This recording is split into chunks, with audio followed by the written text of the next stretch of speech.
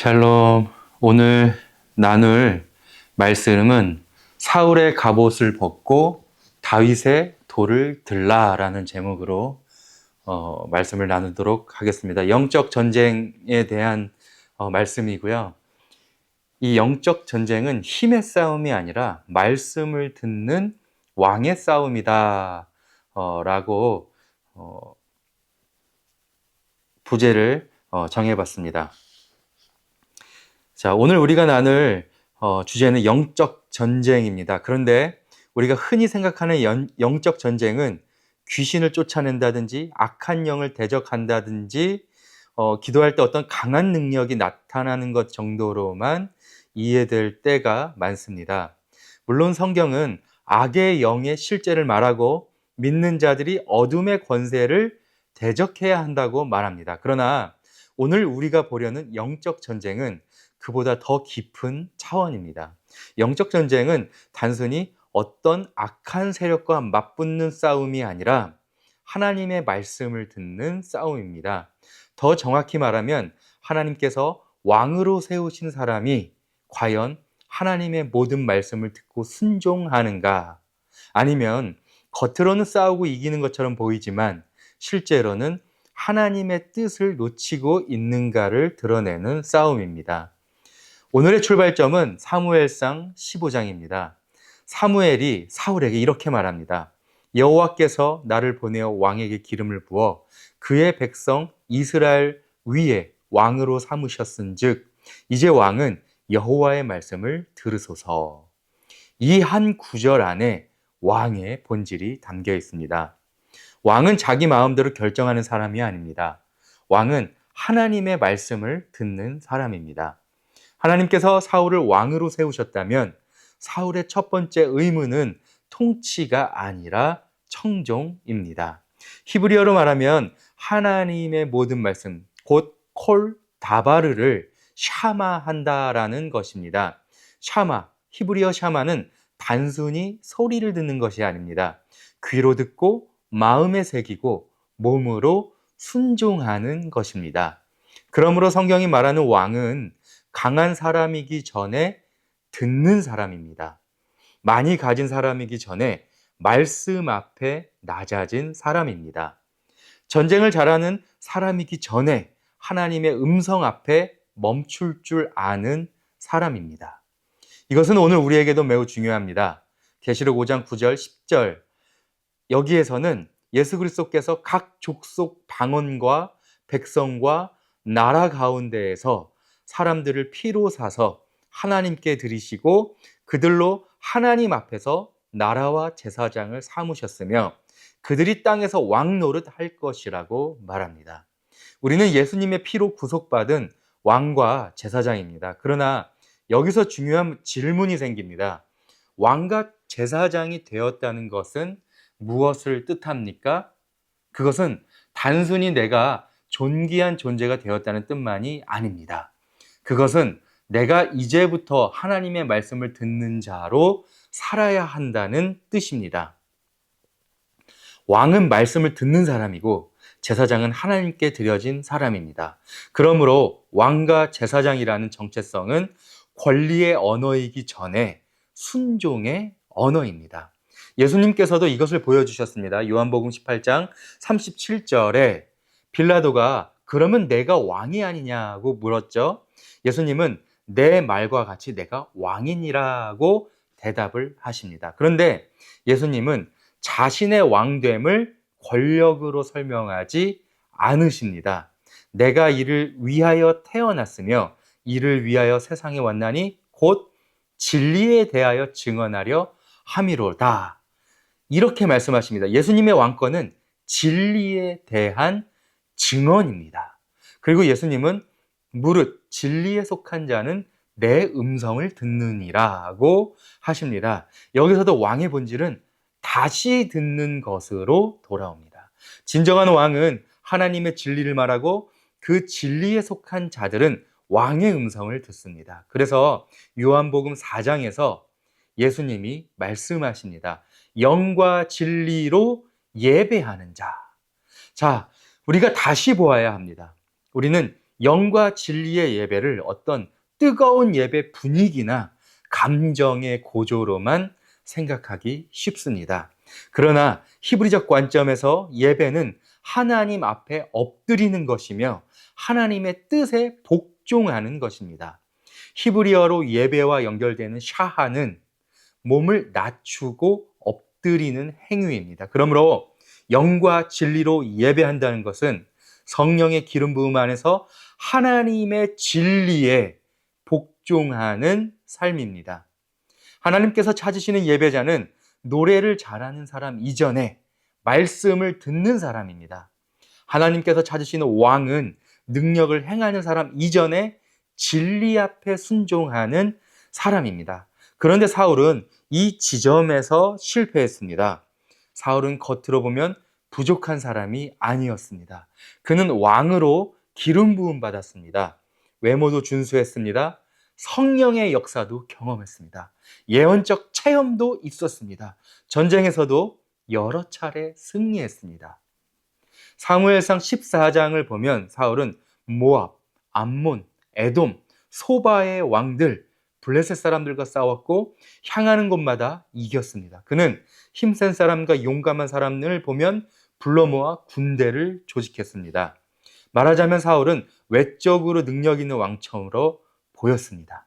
그러나 사무엘상 15장에서 그는 무너집니다. 이유는 하나님의 모든 말씀을 듣지 않았기 때문입니다. 사울은 아말렉을 치라는 명령을 받았습니다. 그러나 그는 아각 왕을 살려두었고 좋은 양과 소를 남겨두었습니다. 사울의 입장에서 보면 이것은 큰 문제가 아닐 수 있습니다. 그러나 하나님께서 보시기에는 그것이 불순종이었습니다. 왜냐하면 아말렉에게 대한 명령은 단순한 전쟁 명령이 아니었기 때문입니다. 그것은 하나님께서 율법 안에 이미 세워두신 하늘의 뜻이었습니다. 아말렉은 출애굽 이후 이스라엘을 가장 먼저 공격한 세력이고 하나님의 백성과 메시아의 길을 대적하는 세력의 상징이었습니다. 그러므로 아말렉을 진멸하라는 명령은 단순한 군사적 명령이 아니라 하나님의 구속사적 계획과 연결된 명령이었습니다. 여기서 우리는 하나님의 뜻을 두 층위로 보아야 합니다. 하나는 우리가 일상 속에서 순종해야 하는 뜻입니다. 예배하고 기도하고 선교하고 봉사하고 악한 영을 대적하고 신앙생활을 성실히 하는 것입니다. 이것도 분명히 하나님의 뜻입니다. 그러나 하나의 뜻이 있습니다. 그것은 하나님께서 하늘에 두신 뜻, 하나님의 언약과 경륜과 나라에 대한 계획입니다. 예수님께서 먼저 그의 나라와 그의 의를 구하라고 하신 그 차원입니다. 사울은 일상의 전쟁에서는 능력 있어 보였지만 하나님의 큰 경륜에 속한 아말렉의 문제에서는 둔감했습니다. 그는 전쟁을 했지만 하나님의 마음을 듣지 못했습니다. 그는 제사를 말했지만 하나님의 법을 놓쳤습니다. 그는 승리한 것처럼 보였지만 하나님 앞에서는 왕의 자리에서 떨어졌습니다. 이것은 마태복음 7장의 말씀과도 연결됩니다. 예수님은 나더러 주여 주여 하는 자마다 다 천국에 들어갈 것이 아니요 다만 하늘에 계신 내 아버지의 뜻대로 행하는 자라야 들어가리라고 하셨습니다. 여기서 천국은 단순히 죽어서 가는 천국만을 말하는 것이 아닙니다. 하나님의 통치, 하나님의 나라, 하나님께서 역사 속에서 이루시는 경륜을 말합니다. 어떤 사람들은 주의 이름으로 선지자 노릇을 하고 귀신을 쫓아내고 많은 권능을 행했다고 말합니다. 그러나 예수님은 내가 너희를 도무지 알지 못하니 불법을 행하는 자들은 내게서 떠나가라고 하십니다. 이것은 사울의 이야기와 닮아 있습니다. 사울도 외적으로는 전쟁을 했고 성령의 역사도 있었고 악한 세력과 싸웠습니다. 그러나 하나님의 법을 듣지 못했습니다. 그래서 그는 불법의 자리에 서게 되었습니다. 요한일서 3장 4절은 죄는 불법이라고 말합니다. 죄는 단지 도덕적 실수만이 아닙니다. 죄는 하나님의 뜻과 법에서 벗어나는 것입니다. 그렇다면 사울은 왜 하나님의 뜻을 놓쳤습니까? 신명기 17장에 왕에 대한 법이 나옵니다. 왕은 병마를 많이 두지 말고 아내를 많이 두지 말며 자기를 위하여 은금을 많이 쌓지 말아야 합니다. 그리고 왕위에 오르면 율법서의 등사본을 제사장 앞에서 기록하여 평생 자기 옆에 두고 읽어야 합니다. 왕은 율법을 가까이 두고 하나님 경외하기를 배우며 그 모든 말과 규례를 지켜 행해야 합니다. 그래야 그의 마음이 형제 위에 교만하지 않고 좌로나 우로나 치우치지가 않습니다. 이것이 하나님께서 세우신 왕의 법입니다. 왕은 군사력으로 보존되는 것이 아니죠. 말씀으로 보존됩니다. 왕은 권세로 오래가는 것이 아닙니다. 하나님의 법을 듣는 순종으로 오래갑니다. 만일 사울이 이 말씀을 붙드는 왕이었다면 그는 아말렉에 대한 하나님의 마음을 알았을 것입니다. 하나님께서 왜 아말렉을 그렇게 엄중하게 다루시는지 알았을 것입니다. 그러나 사울은 말씀을 옆에 두고 평생 듣는 왕이 아니었습니다. 그는 전리품을 보았고 백성의 말을 들었고 제사의 형식을 붙들었습니다. 이것이 사울의 실패입니다. 그는 하나님의 말씀보다 사람의 소리를 더 크게 들었습니다. 그는 하나님의 법보다 자기 판단을 더 신뢰했습니다. 여기서 우리는 헤렘이라는 중요한 개념을 보아야 합니다. 히브리어 헤렘은 진멸하다, 온전히 바치다, 구별하여 드리다라는 의미를 가지고 있습니다. 신명기 7장에서 하나님은 가나안 족속과 언약하지 말고 그들을 불쌍히 여기지 말며 진멸하라고 하십니다. 또한 가증한 것을 집에 들이지 말고 그것을 심히 미워하라고 하십니다. 현대인의 귀에는 매우 거칠고 어렵게 들릴 수 있습니다. 그러나 여기에서 헤렘은 단순한 폭력의 언어가 아니라 하나님의 구속 안에서 거룩을 보존하는 전쟁의 언어로 봐야 합니다. 하나님께서 진멸하라 하시는 것은 하나님 나라와 메시아의 길을 대적하는 것을 남겨두지 말라는 뜻입니다. 헤렘에는 두 가지 차원이 있습니다. 하나는 자발적 헤렘입니다. 레위기 27장 28절은 사람이 자기 소유 중에서 여호와께 온전히 바친 것은 팔지도 못하고 무르지도 못하며 바친 것은 다 여호와께 지극히 거룩하다고 말합니다. 하나님께 온전히 드린 것, 다시 물을 수 없는 것, 그것이 자발적 헤렘입니다. 이것은 하나님께 자신의 소유와 생명과 뜻을 온전히 드리는 것입니다. 영적 전쟁에서 승리하려면 거룩해야 하고 거룩하려면 온전히 드림이 있어야 합니다. 우리가 하나님께 무엇을 조금 드리는 정도가 아니라 자기 자신을 하나님 앞에 물을 수 없는 제물처럼 드리는 것이 자발적 헤렘입니다. 또 하나는 당위적 헤렘입니다. 이것은 하나님께서 진멸하라고 하신 것을 진멸하는 것입니다. 우상, 불법, 정욕, 자아, 하나님을 대적하는 세력, 짐승의 체계, 가증한 것, 이런 것들을 남겨두지 않는 것입니다. 자발적 헤렘은 하나님께 나를 드리는 것이고 당위적 헤렘은 하나님을 대적하는 것을 끊어내는 것입니다. 이 두 가지가 함께 있어야 영적 전쟁에서 승리할 수 있습니다. 민수기 21장에서 이스라엘이 하나님께 서원하며 주께서 이 백성을 내 손에 넘기시면 내가 그들의 성읍을 다 멸하리이다 라고 할 때 하나님은 그들의 목소리를 들으시고 가나안 사람을 넘겨주십니다.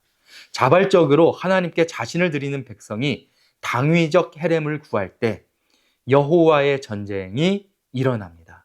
이 헤렘의 신약적 완성은 바로 예수 그리스도의 십자가입니다.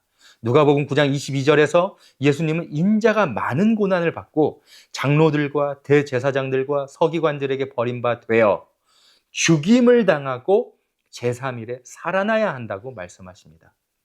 예수님의 죽임 당하심은 하나님 앞에 온전히 드려진 자발적 헤렘입니다. 예수님은 어린 양으로 자신을 하나님께 드리셨습니다. 그래서 예수님의 중보와 말씀은 하나님 앞에 상달됩니다. 우리가 예수의 이름으로 기도하고 예수의 이름으로 싸운다는 것은 예수의 이름을 주문처럼 사용하는 것이 아닙니다. 우리 안에도 자기를 부인하고 날마다 자기 십자가를 지는 자발적 헤렘이 있어야 합니다. 사울은 바로 이것이 없었습니다. 그는 하나님께 온전히 드려진 사람이 아니었습니다. 그는 자기 부인이 되지 않았습니다. 그래서 아말렉을 남겨두었습니다. 왕을 남겨두었고 좋은 양과 소를 남겨두었습니다. 이것은 단순히 물건을 남긴 것이 아니라 자기 판단과 자기 욕망과 사람의 소리를 남긴 것입니다. 이제 우리는 이 흐름을 이스라엘의 회복과 연결해서 보아야 합니다. 바울은 로마서에서 하나님의 하늘에 두신 경륜을 봅니다. 이방인의 충만한 수가 들어오기까지 이스라엘의 덜어는 우둔하게 되었고 그리하여 온 이스라엘이 구원을 받으리라는 비밀을 말합니다. 이것은 바울이 갑자기 만든 사상이 아닙니다. 신명기와 선지서 안에 이미 새겨진 하나님의 뜻입니다. 신명기 4장은 끝날에 이스라엘이 환난을 당하다가 하나님께 돌아와 그의 말씀을 청종할 것이라고 말합니다. 호세아 14장은 이스라엘아 내 하나님 여호와께로 돌아오라고 말합니다. 말라기 3장은 내게로 돌아오라 그리하면 나도 너희에게로 돌아가리라고 말합니다. 돌아온다는 것은 단순히 지리적 귀환만이 아닙니다. 말씀을 가지고 하나님께 돌아오는 것입니다. 하나님의 법을 다시 듣는 것입니다.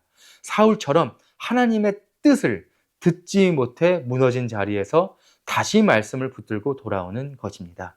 이사야 2장과 미가서 4장은 말일에 여호와의 전에 사니 모든 산 꼭대기에 굳게 서고 만방이 그리로 몰려와 그가 그의 길을 우리에게 가르치실 것이라 우리가 그 길로 행하리라고 말할 것을 예언합니다.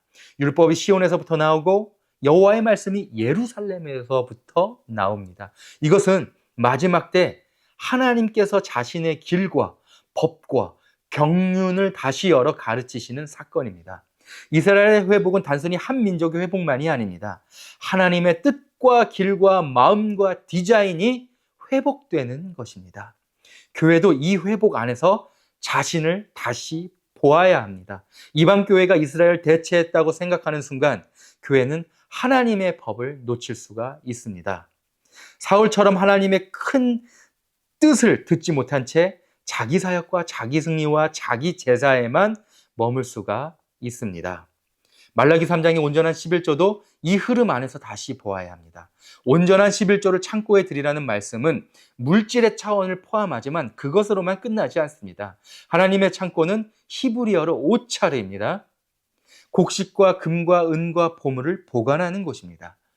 그 안의 보물은 하나님의 특별한 소유, 곧 세굴라와 연결됩니다. 출애굽기 19장에서 하나님은 너희가 내 말을 잘 듣고 내 언약을 지키면 너희 모든 민족 중에서 내 소유가 되겠고 라고 말씀하십니다. 세굴라는 하나님의 보배로운 소유입니다. 그러므로 온전한 11조를 하나님의 창고에 드린다는 것은 단순히 헌금의 문제가 아니라 하나님께 속한 거룩한 백성, 남은 자, 이기는 자를 세우는 문제로 확장이 됩니다. 이사야 6장의 그루터기, 스가랴 13장의 불 가운데 연단된 3분의 1, 계시록의 이기는 자들이 이 흐름 안에 있는 것입니다. 다시 사무엘상 15장에서 돌아오면 사무엘은 사울에게 이렇게 말합니다. 순종이 제사보다 낫고 듣는 것이 수양의 기름보다 나으니. 이것이 영적 전쟁의 핵심 문장입니다. 하나님은 제사의 양보다 순종의 귀를 찾으십니다. 하나님은 종교적 형식보다 말씀을 듣는 마음을 찾으십니다. 사울은 제사를 말했지만 순종하지 않았습니다. 그는 여호와를 위한다고 말했지만 여호와의 목소리를 듣지 않았습니다. 그래서 사무엘은 거역하는 것은 점치는 죄와 같고 완고한 것은 우상에게 절하는 죄와 같다고 말합니다. 왕이 여호와의 말씀을 버렸으므로 여호와께서도 왕을 버리셨습니다. 이것이 두려운 지점입니다. 영적 전쟁에서 실패하는 이유는 능력이 부족해서가 아닐 수 있습니다. 기도가 부족해서가 아닐 수 있습니다. 더 근본적으로는 하나님께서 진멸하라 하신 것을 남겨두고 하나님께 온전히 드려야 할 것을 드리지 않았기 때문일 수 있습니다. 솔로몬도 같은 길을 갑니다. 그는 지혜를 받았지만 헤렘의 명령을 온전히 지키지 못했습니다. 이방 여인들을 사랑했고 그들의 신들을 따르게 되었고 아스다롯과 밀곰과 그모스와 몰록을 위한 산당을 세웠습니다. 하나님은 가증한 것을 집에 들이지 말고 심히 미워하라고 하셨지만 솔로몬은 그것을 남겨두었습니다. 결국 왕국은 갈라집니다. 여기서 우리는 알게 됩니다. 사울만의 문제가 아닙니다. 말씀을 듣지 않는 왕은 결국 무너집니다. 아무리 기름 부음이 있어도, 아무리 지혜가 있어도, 아무리 외적인 성취가 있어도 하나님께서 끊으라 하신 것을 끊지 않고 남겨두면 그 남겨둔 것이 결국 왕국을 무너뜨립니다. 이제 신약으로 이 전쟁은 야고보서 4장으로 이어집니다. 야고보는 너희 중에 다툼이 어디로부터 나느냐고 묻습니다. 그리고 그것이 지체 중에서 싸우는 정욕으로부터 난다고 말합니다. 여기서 싸움은 전쟁입니다. 다툼은 전투입니다. 영적 전쟁은 바깥의 악한 영과만 싸우는 것이 아닙니다. 우리 안에 있는 욕심, 정욕, 자아의 음성, 감각적 기쁨을 따라가려는 마음과 싸우는 것입니다. 우리는 기도하지만 받지 못할 수 있습니다. 왜냐하면 정력으로 쓰려고 잘못 구하기 때문입니다. 그래서 야고보는 하나님께 복종할지어다 마귀를 대적하라. 그리하면 너희를 피하리라고 말합니다. 자, 순서가 중요합니다. 먼저 하나님께 복종해야 합니다. 복종 없는 대적은 능력이 아닙니다. 자기 부인 없는 선포는 사울의 제사처럼 될 수 있습니다. 하나님께 가까이 하고 손을 깨끗이 하고 두 마음을 성결하게 하고 주 앞에서 낮추어야 합니다. 그때 마귀를 대적할 수 있습니다. 이제 마지막으로 다윗과 골리앗의 장면으로 갑니다. 사무엘상 17장에서 사울은 다윗에게 자기 군복을 입힙니다. 노투구를 씌우고 갑옷을 입히며 칼을 차게 합니다. 그러나 다윗은 그것이 익숙하지 않다고 말하고 벗어버립니다. 이것은 매우 중요한 장면입니다. 사울의 갑옷은 겉으로 보기에는 강해 보입니다. 그러나 다윗에게 맞지 않습니다. 사울의 방식으로는 골리앗을 이길 수 없습니다. 마지막 때 교회가 사울의 시스템, 사울의 갑옷, 사울의 군사 방식으로 짐승의 체계를 이기려고 하면 결국 실패합니다. 하나님께서 원하시는 것은 사울의 갑옷을 입은 다윗이 아닙니다. 하나님께서 원하시는 것은 말씀의 돌을 들고 나아가는 다윗입니다. 다윗은 막대기를 들고 시내에서 매끄러운 돌 5을 골라 주머니에 넣고 물매를 가지고 블레셋 사람에게 나아갑니다. 이 5돌은 하나님 말씀을 상징하는 구조로 볼 수 있습니다. 성경에서 돌은 말씀과 반석의 이미지와 연결됩니다. 신명기 32장에서 하나님은 반석이시며 그의 일은 완전하고 그의 모든 길은 정의롭다고 노래합니다. 다윗이 시냇가에서 주운 돌은 성령 안에서 다듬어진 말씀의 돌입니다. 거칠고 문자적인 돌이 아니라 성령의 물가에서 매끄럽게 다듬어진 말씀입니다. 고린도후서 3장은 율법 조문은 죽이는 것이요 영은 살리는 것이라고 말합니다. 다윗의 돌은 조문의 돌이 아니라 성령 안에서 살아난 말씀의 돌입니다. 골리앗은 거대한 짐승의 체계를 상징합니다. 그는 키와 무기와 갑옷과 위협으로 서 있습니다. 그러나 다윗의 칼과 창으로 나아가지 않습니다. 그는 전쟁은 여호와께 속한 것이라고 고백합니다. 그리고 물매와 돌로 골리앗을 무너뜨립니다. 사무엘상은 다윗의 손에 칼이 없었다고 강조합니다. 이것은 하나님의 백성이 짐승과 같은 방식으로 짐승을 이기지 않는다는 뜻입니다. 하나님의 전쟁은 세상의 칼이 아니라 하나님의 말씀으로 이깁니다. 계시록 19장에서 예수님의 입에서 예리한 검이 나오고 그 검으로 만국을 치시는 것처럼 다윗의 전쟁은 메시아의 전쟁을 미리 보여줍니다. 다윗의 막대기와 돌은 결국 주님의 입의 말씀, 성령의 검, 하나님의 전쟁의 예표입니다. 그러므로 오늘 결론은 이것입니다. 영적 전쟁은 강한 사람이 이기는 싸움이 아닙니다. 영적 전쟁은 많이 아는 사람이 이기는 싸움도 아닙니다. 영적 전쟁은 하나님의 말씀을 듣는 왕이 이기는 싸움입니다. 사울은 전쟁을 했지만 말씀을 듣지 않았습니다. 사울은 제사를 말했지만 순종하지 않았습니다. 사울은 아말렉을 거의 다 친 것처럼 보였지만 하나님께서 남기지 말라 하신 것을 남겨두었습니다. 그것이 그의 실패였습니다. 반대로 다윗은 사울의 갑옷을 벗었습니다. 자기에게 맞지 않는 세상의 무기와 인간적 방식을 내려놓았습니다. 그리고 성령 안에서 다듬어진 말씀의 도를 들었습니다. 그래서 골리앗을 무너뜨렸습니다.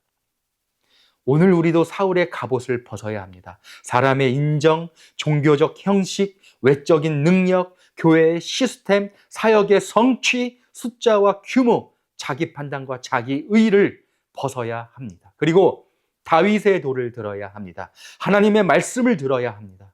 하나님께 온전히 드려지는 자발적 헤렘이 있어야 합니다. 하나님께서 끊으라 하신 것을 끊는 당위적 헤렘이 있어야 합니다. 정욕과 좌우와 우상과 불법을 남겨두지 않아야 합니다. 그때 우리는 단순히 영적 전쟁을 말하는 사람이 아니라 하나님의 전쟁에 참여하는 왕과 제사장이 되는 것입니다.